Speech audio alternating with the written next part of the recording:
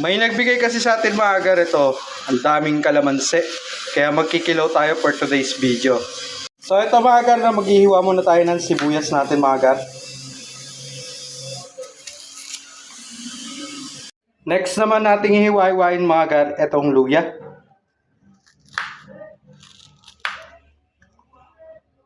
Sunod naman nating hihiwain itong kamatis natin mga agar. Next naman is itong ceiling green natin mga agar. At ito na mga agar, no, kinilaw na stick o ang ating gagawin mga agar. So tara, assemble na natin. Lagay na natin yung stick o natin mga agar. Then next, lalagyan na natin siya ng suka. Ilalagay na natin yung sibuyas natin mga agar. Yung ceiling green at yung luya. Then next is yung kamatis natin mga agar.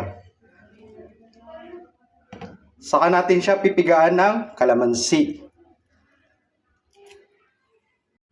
At lalagyan natin siya ng paminta mga agar. At eto na ang ating kinilaw na stick o mga agar.